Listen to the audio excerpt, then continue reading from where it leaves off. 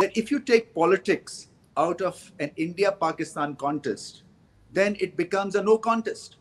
People lose interest.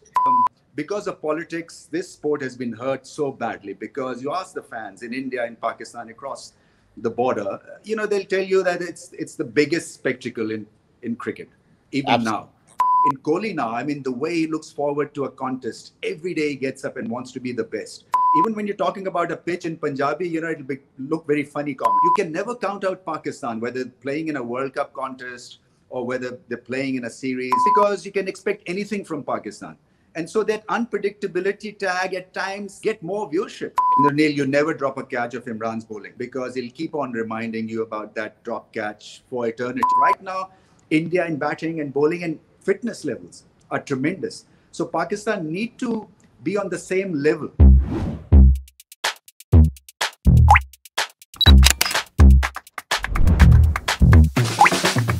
Hello everyone, you're watching SK Live. I'm your host Indranil Basu. Today we have former Pakistani captain Mr. Ramiz Raja with us.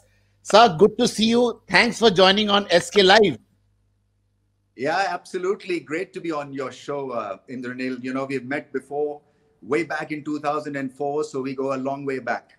Absolutely. And how have you been? How is your surrounding? How is Pakistan? How is everything around you? Well, it's fine. I mean, it's been tedious, tiresome. You're staying put. Your activities are kind of jammed. You can't go out. You've got to be still very careful. Even though, the curve is flattening in Pakistan, which is a massive surprise for all of us. But even then, I think it's such a deadly pandemic that you can't take it easy and take your eyes off it. So what have you been doing all this while for over 4 months?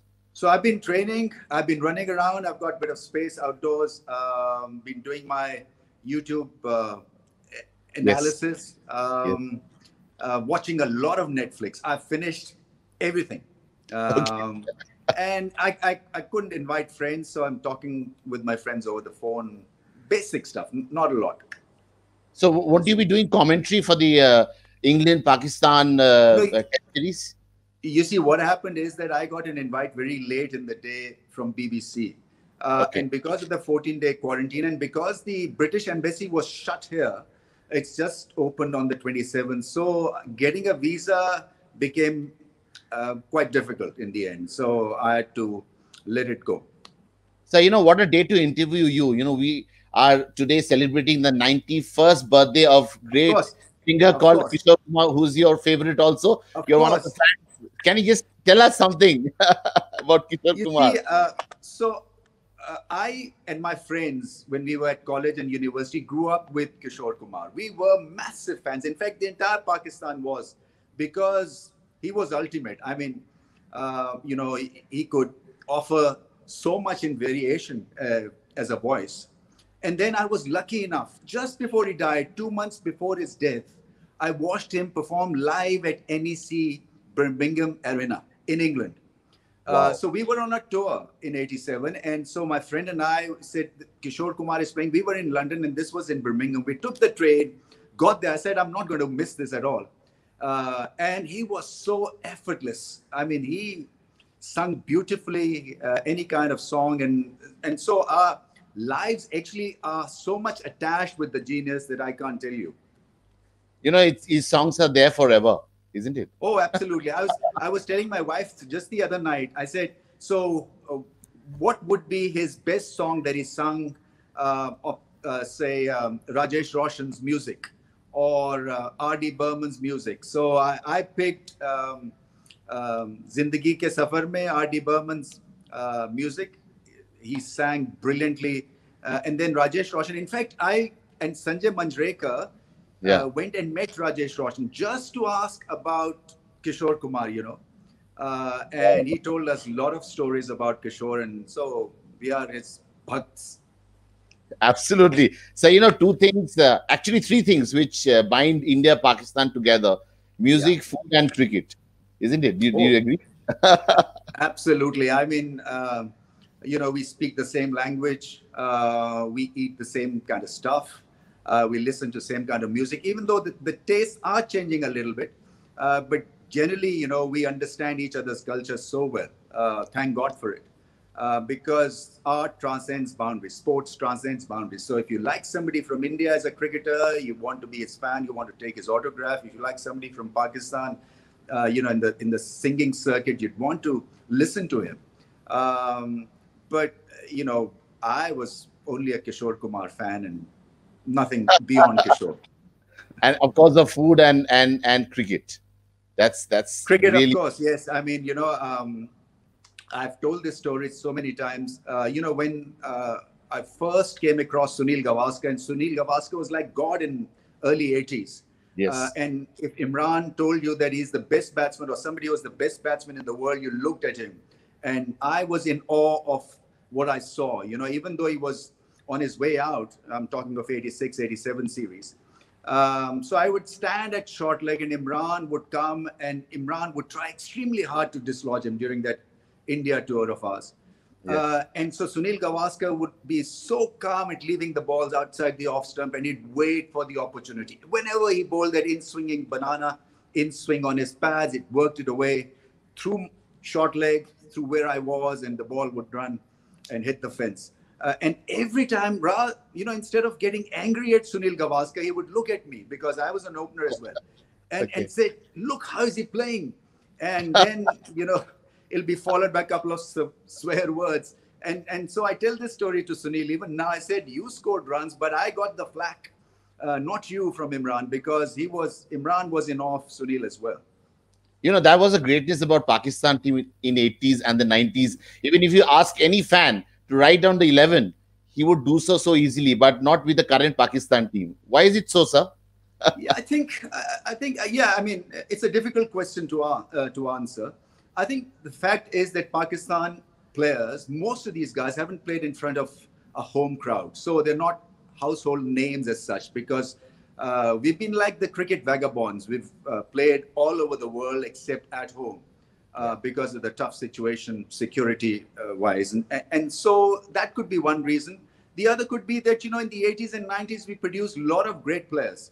And even though, there was sprinkling of greatness come the 2000s and 2010s, maybe that could be another reason. Maybe they need to start winning. I think winning wins you a lot of fans. So even your 20 or even your 2 wickets at a crucial time can earn you the status of a superstar. And because our rankings are low, that could be another reason why some of these cricketers haven't become household names, unfortunately. For world cricket to prosper also, I personally feel England, India, Australia doing well, and other teams like Pakistan, South Africa, and the West Indies should also do well, so that it creates that balance, which is very important. Do you agree with me? Yeah, I think more than the balance, I think it's the flair of cricket. It's how they play the game.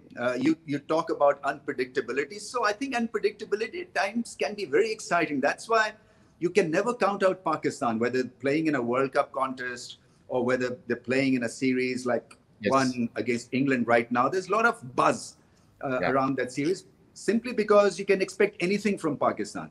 And so that unpredictability tag at times can sort of get more viewership. And with the style that we see from West Indies, at times they're just flawless. And at times they can nosedive a bit like Pakistan. And South Africa, is fabulous to watch because they play so well on those hard pitches. But consistency is one thing that fans want from these 3 teams. And I think that is where they need to work extremely hard. Fine having some talent, fine that you've got your days on the cricket field. But, to become a good side and a more watchable side, I think you need consistency. So people are saying that you're looking very nice with your new hairstyle and with your beard and yeah, this is COVID-19 effect actually. So nothing better to do. I haven't had a haircut. I usually keep my hair long, but this is a new addition, the add-on, the COVID-19 add-on. Okay, and of course, cricket is best played and enjoyed when there is no politics, isn't it? After seeing, well, you touch an interesting point here. You see, once this was way back in 2004 in Indranil. So we've got this great university here in Lahore called LUMS, Lahore University of Management Sciences. It's like your IN Yes. anywhere in India. Yeah. So I took Rahul Dravid, Anil Kumble, there's Sanjay Manjrekar there as well, and I was the chief executive. And there were about 100 students there.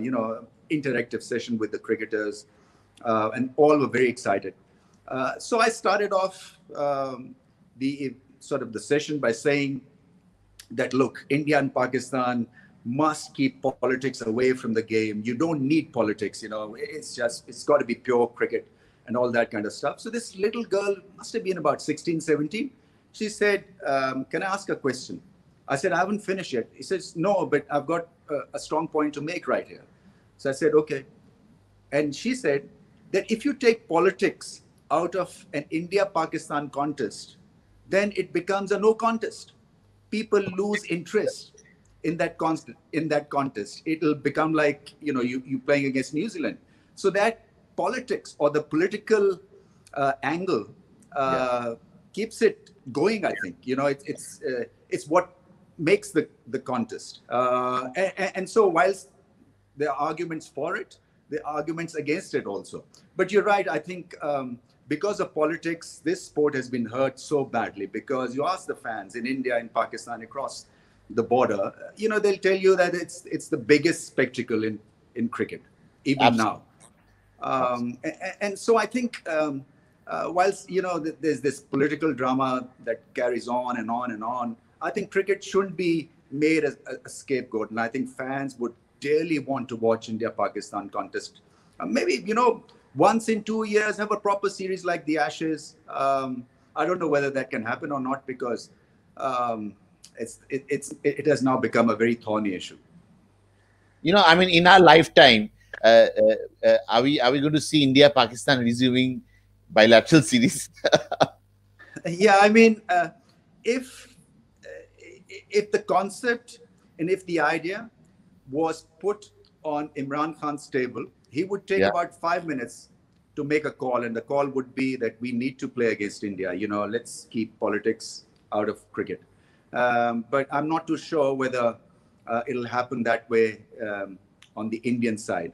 And I think the thing that worries me, or the thing that I'm surprised by, is the fact that some of the Indian cricketers, some ex-cricketers, even some current cricketers, are not too keen to have an India-Pakistan contest. So I think their sort of vision has been politicized as well.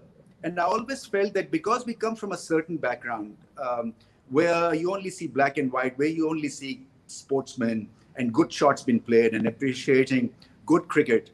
And so because our upbringing wasn't political at all. So I always felt that, cricketers would have a very clean take on the game.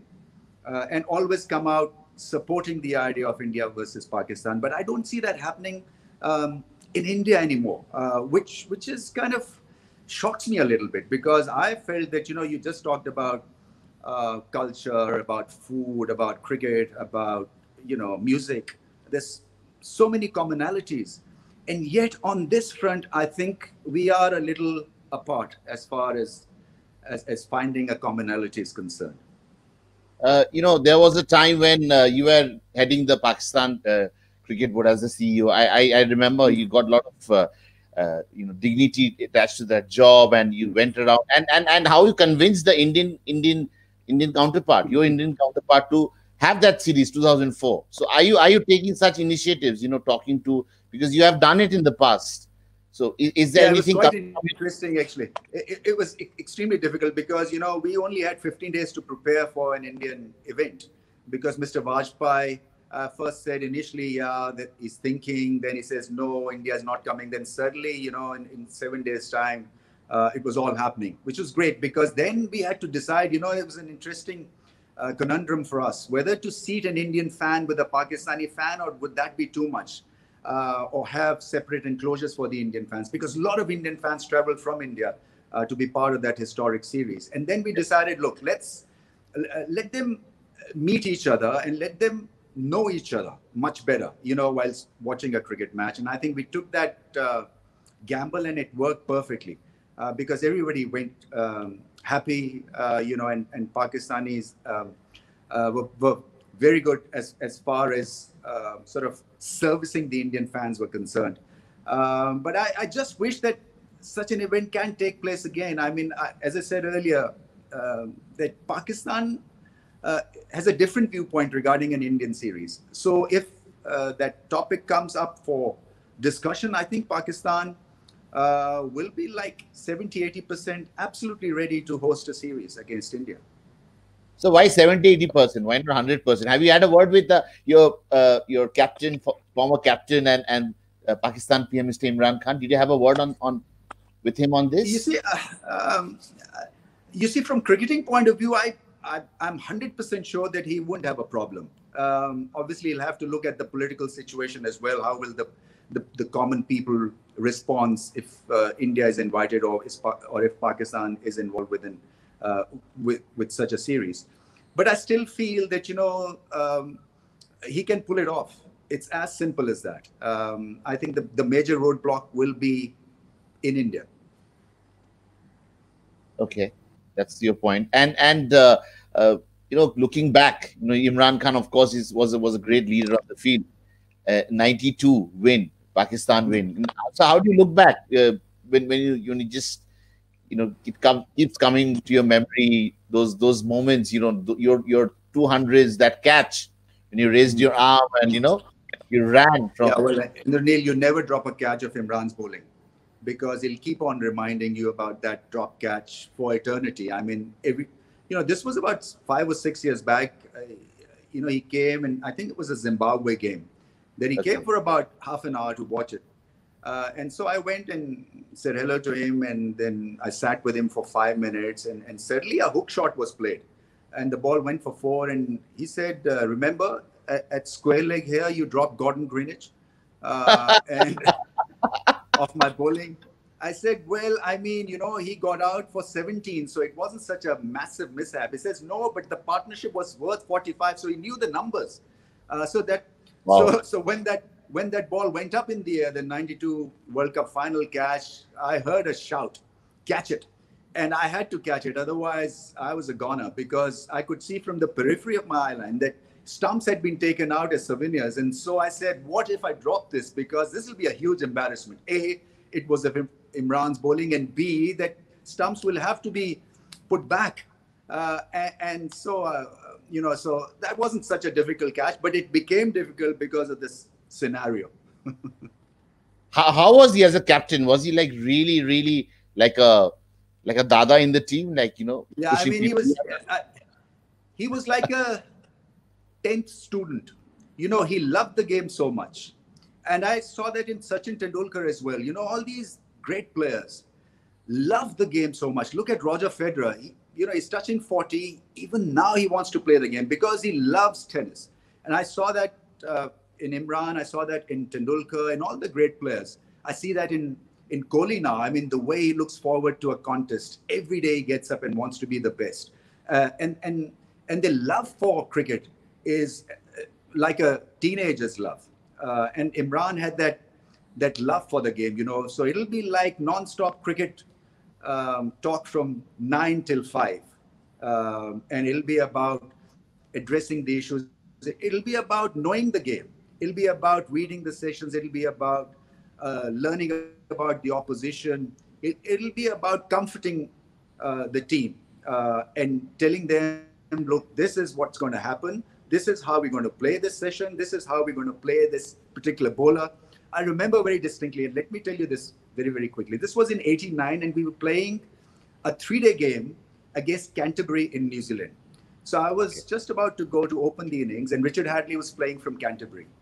And Imran said, he just said one thing in that meeting. He said, look, he is not a Braveheart. If he bowls you a bouncer, you play the pull shot and he'll not bowl you another bouncer. And in the nail, this is exactly what happened. Wow. I got a 60 or a 70. So when I was on 20-25, he bowled me a bouncer. I pulled it for 4. For the rest of the innings, he didn't bowl me a bouncer. He was so conservative, and Imran knew. And that is where he was so different from other captains, telling us about the opposition and preparing certain pitches to win. I mean, at the end of the day, winning was the ultimate medal for him. It wasn't about scoring centuries. It wasn't about getting 5 wickets.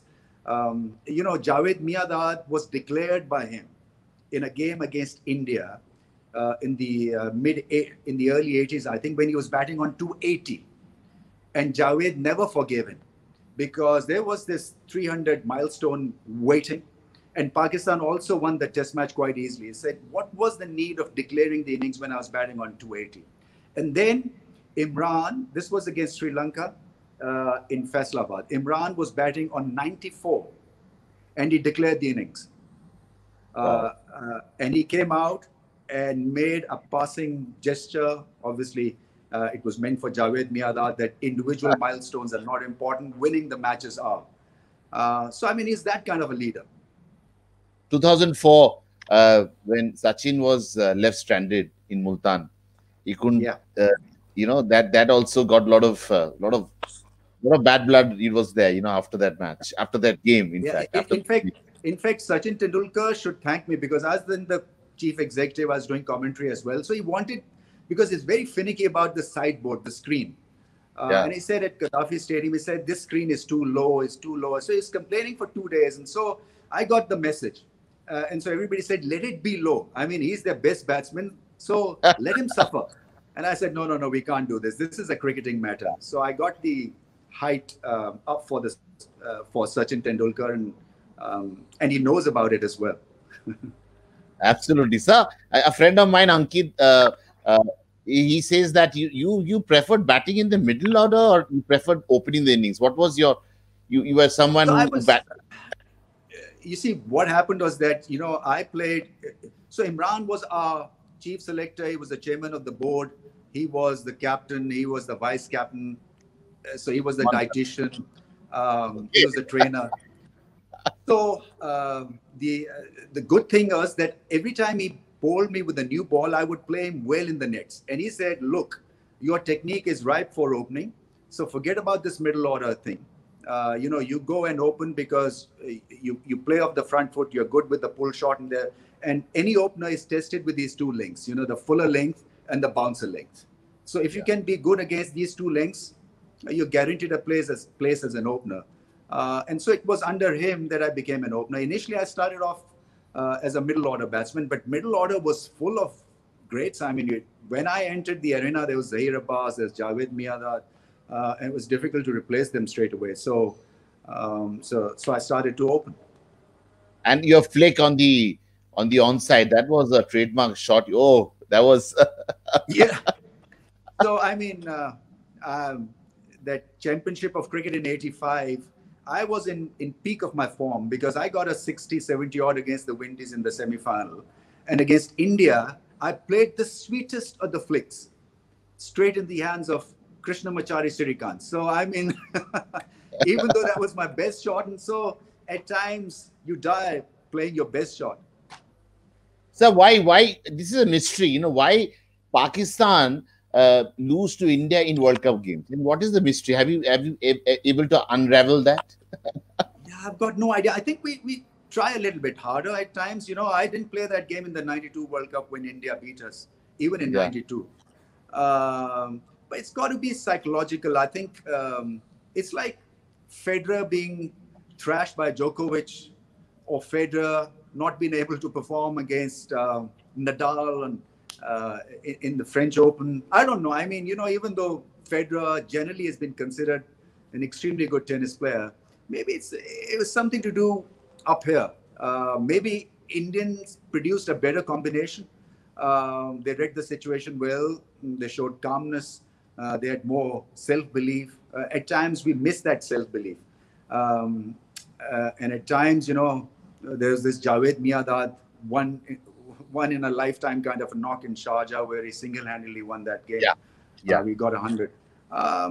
So I think something that we need to worry about, I think, because we can't continue to choke game after game. A good thing is that Pakistani cricket board is also involving a lot of former cricketers into the coaching staff.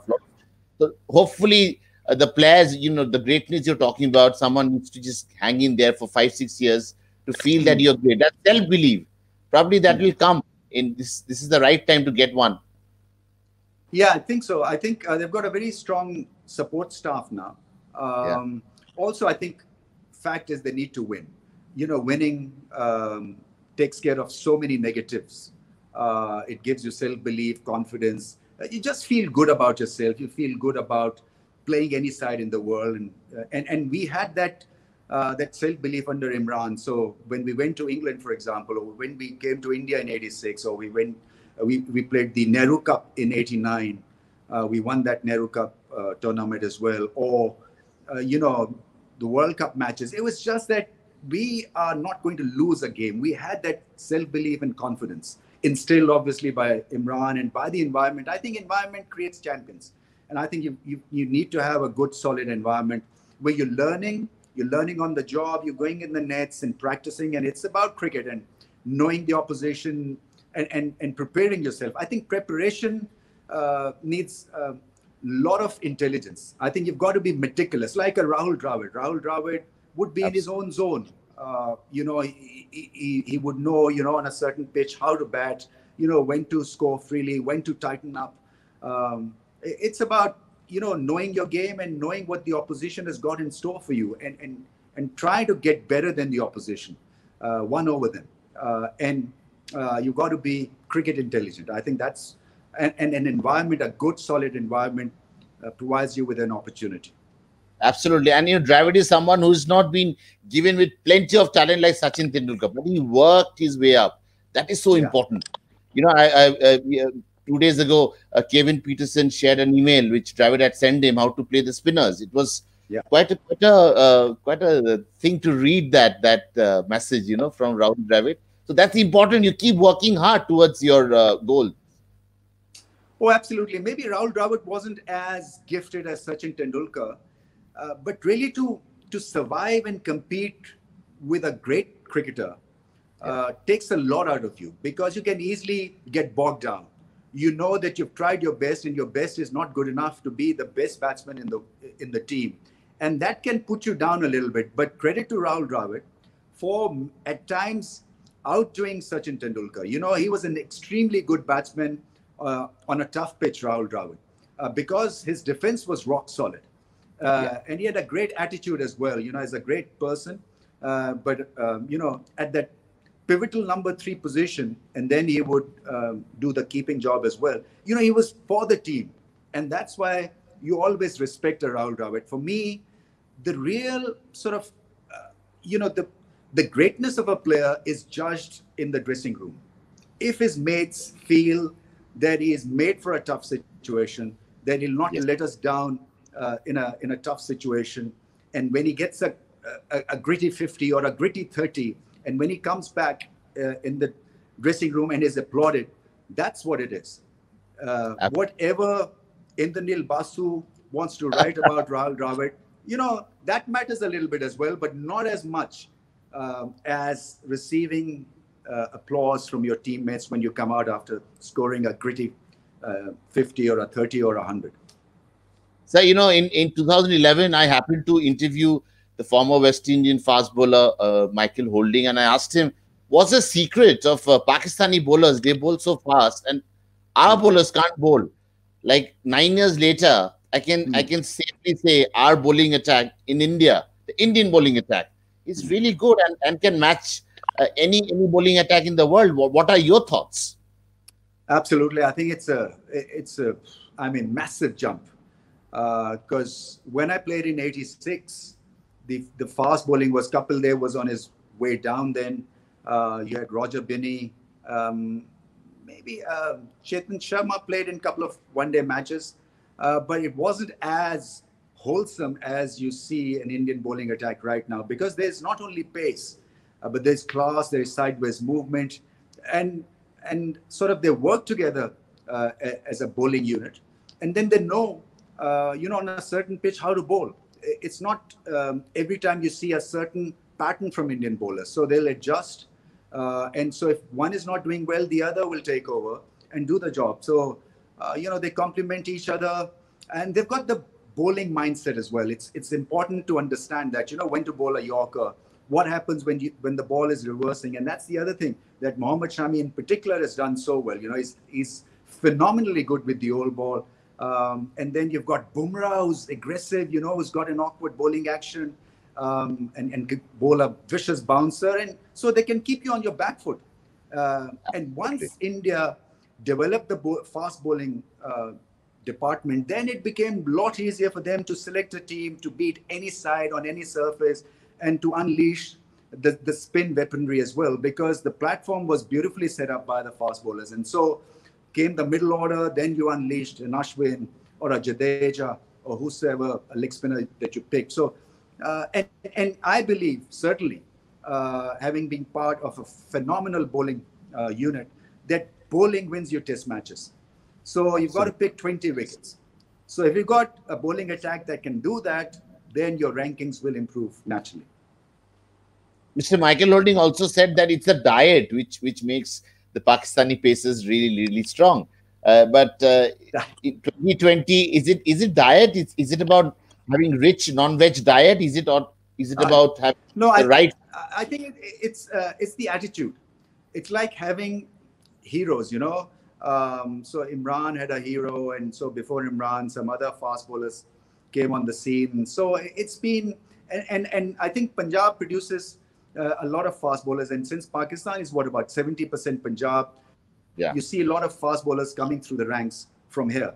But it's got nothing to do with diet. I think it's the attitude, and you want to bowl fast. And I think it's the fast bowling diet, because medium pacers did not exist when I played the game, because a medium pacer did not feature in the playing 11 at all. Not only when you came to pick a Pakistan 11, but also when you picked a domestic first class 11. So you had to bowl 4 bounces in an over. You had to be around 90 miles an hour or 87, 88 miles an hour. And it did not matter whether you were being clobbered for 4s and 6s of the short ball. Even when it was not working, it was right. He is for us. He's a fast bowler. He's trying to knock the head off. So we want him in the team. So that was the mindset. But not anymore. I think because of T20 cricket, because of 50 overs cricket, there's a lot of variation that's doing the job instead of running in hard and bowling at 90 clicks. I think fast bowlers are not now sort of varying the pace, and a slow Yorker is followed by a slow bouncer, followed by an off-cutter, length ball, followed by round the wicket, angle, Yorker outside the off-stump. So there are new variations that have come into the game. So like cricket has changed so much, as you're saying, even the diet of cricketers have changed so much, isn't it, over the years? The what? The diet, the what they eat, what Imran Khan ate and what anyone else eating these days. That is right. So, yeah, I mean, Imran was very, very particular about diet and food, what to eat before the test match. So he wouldn't eat meat 2 days before the test match because he said it took a lot of water to dissolve the meat. So he'd probably have cramps when he's playing in hot conditions. So he was that meticulous regarding the diet. And now it's become fun part because diet is part of you, it's fashionable.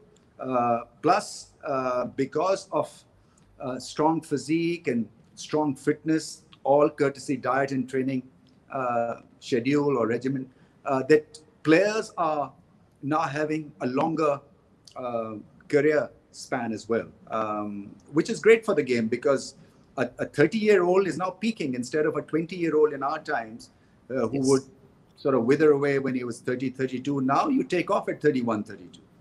Absolutely. And cricket is looking a lot more, in terms Bollywood. of glamour. Bollywood. Yes. Absolutely. So, but, 2019, I remember because India-Pakistan match, you and Kohli, I saw a photograph other day, smiling. And it was a lovely sight, seeing that. And we were probably sharing some sort of a joke or something. Whatever. But, You come from Calcutta, right? Yes. So Kohli and I speak the same language, which is Punjabi language. And Punjabi language is full of surprises. So, below the belt word is treated as part of the dialogue, part of the lingo. And so we were talking in Punjabi. And Punjabi is what generally it's mostly humor. Absolutely. So even so even when you're talking about a pitch in Punjabi, it'll look very funny comment. And so it was just, and he was talking about something that I think probably Inzi said a few years back regarding his team or whatever, and we were having a good laugh because Inzi has got a very, very dry humor. No, I mean, how tough is it to be, to be neutral when you're doing a commentary for India-Pakistan game? Can you just share your? The fans have become very intelligent. They know that, if you're not being honest, that you're selling them something which they know is not right. And so what I try to do is to be as honest as possible, ruthlessly honest at times. So I'm criticized here in Pakistan at times that I don't back Pakistan team enough at the world level. But the fact is that if they'll do well, you'll get to hear a lot of good stuff from me. But, I'm a commentator for all cricket fraternity, for all cricket fans. Whilst I want Pakistan to win, and it was a great joyous moment when Pakistan beat India in that Champions Trophy final 2 years back. But the fact remains that if you do well, only then you can speak highly of a performance. But you don't expect me to praise a non-performer. That can never happen. No, you have to call spade a spade. That's how cricket teaches. Unfortunately, yeah. Absolutely. I think the fans also want this from us. I think you've got to be candid and honest and ruthlessly honest, I'm afraid. Absolutely. And, ruthlessly honest reminds me of those days when Pakistan would lose a match to India and players would actually struggle to come back home. And now come back to a point when you praise Rohit Sharma, you're trolled in the social media. Yeah, so things remains the same. Is it the mindset of the fans has changed? What is your take? You see, there were expectations from our team when we played against India, and so losing was not an option. When we were playing India in a final, for example, in Sharjah or elsewhere, there'd be, about 100 people waiting for us in the lobby area of a hotel and asking us just one thing, don't lose to India. I'm sure that happened with the Indian team as well. So that's the kind of pressure that I'm talking about, or the expectations that I'm talking about. But because we are getting beaten by India quite regularly, I think the fans also know that we probably do not have a team yet to beat India. And so this Champions Trophy final win came as a big surprise. And I think it sort of made life so much easier for a Pakistani fan also, because, everything was on its way down regarding expectations, and certainly this great news and that great game and that one day of great performance made their day, and once again sort of pushed them to back Pakistan. I think, but generally I feel that we still do not have a team yet that can guarantee a win against India. I think Indians have done extremely well in the last 10 years. Their fast bowling pack is now full and wholesome and of real quality, possibly better than Pakistan at this stage, because Pakistan have got a lot of promise. They've got 2-3 very fine young fast bowlers, but only time will tell over the next 3-4 years whether they become great fast bowlers or regular fast bowlers and to make a name for themselves in the circuit. But right now, India in batting and bowling and fitness levels are tremendous. So Pakistan need to be on the same level if it is harboring thoughts of beating India. So, what I really also like about the fast bowlers India has right now, the present crop of fast bowlers, they've been very consistent, which was never seen before. We had great fast bowlers in the past. We had Srinath, we had Zahir Khan, Venkatesh Prasad. A lot of them came and played for India, but to be able to stay there consistently, and thanks to the hard work from the bowling coach, Mr. Bharat Arun, and they really stayed there at that level, which is very important, isn't it? चढ़ तो सभी जाते हैं, पर रहना मुश्किल है. हाँ, बिल्कुल सही बात है. मुझे ऐसा लगता है, I think a lot of credit has to be given to Indian captains over the years. It started with Ganguly and then Dhoni and now Virat Kohli, because I think captain makes a team. So Virat Kohli, looking at Virat, how he plays the game, you can sort of summarize that he wants action, he wants decision, he wants India to win.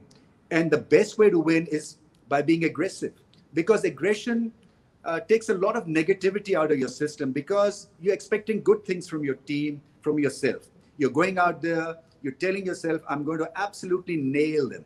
I'm going to get 100. I'm going to get 5 wickets. I'm going to bowl the fastest bouncer in that's ever been bowled. So with that mindset, you achieve a lot.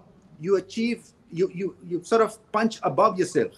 And I think that is where Indian fast bowling has done fabulously well. And a lot of credit has to be given to Virat Kohli. Because of his aggression, I think that's gone down. और नीचे तक वो transfer हो गया कि हमें wicket लेनी है, हमें आउट करना है, हमें एक ब्रिलियंट कैच करना है, हमें एक ब्रिलियंट रन आउट करना है, हमें जल्दी से रन्स करने हैं टीम के लिए. So so everything sort of is engaged aggressively. And so your mind is only reading good things. Your mind is only sort of after good results. And that's got to be because of Virat Kohli. And a lot of credit has to be given to Virat Kohli and the think tank as well. Were you surprised when they lost to New Zealand in the semi-final? They were one of the tournament favorites. Yeah, I mean, I was really surprised. I was shocked because it wasn't such a, massive total to achieve. But I think the stage got to them. And I think that is one area where India need to be a little bit better, because they've got the goods. They've got great players. They've got the combinations. And so the crescendo was building towards the final. But credit has to be given to Williamson. I mean, what a character he is. What a captain. So calm and quiet. So you see Virat Kohli on one side, who is absolutely aggressive and wanting action of every delivery. And there's this guy who is so calm, and he's just living the moment and not reacting at all. I mean, I would have actually hit somebody the way New Zealand lost that final, because they were shortchanged, clearly. But credit to Williamson, because of his sort of, mature stance. The team did not react. The New Zealand fans did not react. The world did not react. But he's earned a lot of honors and a lot of respect. But I was surprised because it was done in pieces where we couldn't have a regular match on the day that broke the rhythm of India. Or it could be because, they got surprised by New Zealand tactics, or temperamentally, when they were challenged, they weren't good enough. So, in last decade or so, which batsman has really impressed you in the subcontinent? Someone you can, a big match player. You've been a big match player. You've had hundreds in World Cups. When you came into the scene, they said, you're the future Majid Khan, sir. Yeah. So I used to copy him. Him with a floppy hat and all. And I played a lot of cricket with him at Lahore Gymkhana. So, I mean, and we were in awe of Majid Khan, stylist, a Cambridge graduate, no nonsense kind of a guy. But, looking around, obviously, I mean, there is Rohit Sharma, who I absolutely love the way he bats, and then Virat Kohli, because Virat Kohli is a match winner. So you give him any situation and he'll do his best. And I think I absolutely love the way he tries to win.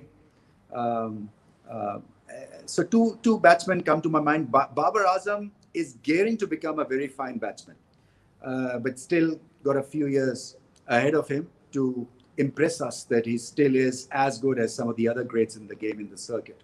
But he's one for the future, very stylish batsman. But I would certainly pick these two batsmen, Rohit Sharma and Virat Kohli. So is there any grouse within the Pakistani setup that those players are not invited for IPL? This year IPL is going, of course, to UAE and Dubai. So is there any sort of... Not really. I think they're over it, because now you've got PSL, they play in other cricket leagues. So financially, they're not bad at all. They're looked after well by the board as well. So there was a lot of frustration when we did not have PSL. But once PSL was launched, I think there's a lot of satisfaction and no remorse. Absolutely. And sir, this year IPL, as I said, is going to UAE and Dubai. So how do you see that tournament shaping up in that part of the... Because Pakistan has played a lot of cricket and you've done a lot of commentary there. Sure. I think wickets need to be better because this is an off season in UAE, and because the sun is still beating down hard in UAE, so conditions are going to be tough. But having said that, this is IPL, so they'll make it happen. I don't know whether the crowds will be invited or not, or whether it's happening behind closed doors. Closed doors. So it'll lose a bit of edge. There'll be a lot of TV audience, but Indians accept this as their own product. So there'll be a lot of fan following on television at least. But I don't know how a particular cricketer feels when there are no crowds. It has to affect his game after a while. Because ask any great cricketer, he wants a stage, he wants buzz, he wants color, he wants fans. So without fans, if your great shot is not going to be appreciated, if your great delivery is not going to be appreciated, I think it'll have a lesser effect. But at least it's happening, which is great for cricket. I mean, there's a lot of people who will be following IPL on television. And, Pakistan also played a lot of their test matches to empty stands. So that also may have not, increased their level of, competence. When you get appreciated, as you said, when you had a good cover boundary, a good cover drive, it goes for a boundary, and there's no one to clap. So that is probably Pakistani players also missed all these years playing in UAE. Yeah. Absolutely. I mean, the last couple of series that they played in Pakistan, the results have been phenomenal. Certainly the batsmen are now stroking the ball a lot better. They won series against Bangladesh, against Sri Lanka. Naseem Shah, is a tear-away fast bowler, picked up 5 wickets and bowled beautifully, reverse swing and yorkers and bouncers. And so that ownership makes you deliver. And that ownership was missing because you're playing, in sort of half-filled stadiums out of Pakistan, with no real zest, with no real sort of looking forward to kind of a mindset. And so, it got you to a certain level, but playing in front of home audiences makes you the player that you want to be. Absolutely. Sir, one untold story which you have never shared with anyone, something which really left a very positive, thing on your mind that you really, think about it, you smile and you have a laughter, something really positive that happened on the field you haven't shared before. Well, this was a Nehru Cup partnership against England. And so it was, we had to get 170 in India. Yes. And so we had to get 30 in 32 overs, about 160 or 170 runs. And in those days, 6 and over from first ball was considered a big no-no. I mean, you had to be extremely lucky to win such a contest, and we won that game. And so I was batting with Salim Malik, and this was Angus Fraser who was bowling. England. England. And he bowled a couple of fuller deliveries, and those 2 balls went for 4. Salim Malik stroked them for 4, and then he bowled one short ball, which he defended. And I was at the non-strikers end. And so while crossing me, he was talking to himself and said, why didn't I bowl that length earlier? So I went up to Salim Malik. I said, look, he's going to bowl you another short ball. Be ready. So he bowled a short ball. Malik was ready. Hit him for a 6. So I walked up to Salim Malik. I said, look, at the end of the day, mate, MBA degree came to your rescue. I understood the language and you were benefited. No, really. You've really been such a perfect ambassador of the game. You've been amazing, Ramiz. We look up to you when you speak on inside from the commentary box. It's been amazing. But before we let you go, because it's the birthday of your hero also, you always worship one gentleman called Mr. Kishore Kumar. एक मुखड़ा हो जाए. किशोर कुमार के साथ ज्यादती होगी यार ये. नहीं sir, but I mean, एक मुखड़ा तो बनता है. We all do it all the time. Let me try. I like this song actually. It's an old song. So it goes. गम का फसाना बन गया अच्छा, सरकार ने आके मेरा हाल तो पूछा, गम का फसाना बन गया अच्छा. Oh, thanks a lot, sir. It was such a pleasure having you on SK Live. And I always Thank you knew so when I much. was inviting you that it'll be something really special. And all is well that ends well. You ended so well. Thanks a lot for coming on SK Live and sparing your time. It was a pleasure. Thank you We so will much. hope to see India Pakistan playing very soon. That day is not far off, hopefully. And thanks a lot Inshallah. again. Inshallah. Inshallah. Inshallah. Thank Okay. you, sir. Thanks for having me. It was lovely having this Thank little you, sir. chat with you. Thank you. Thank you, sir.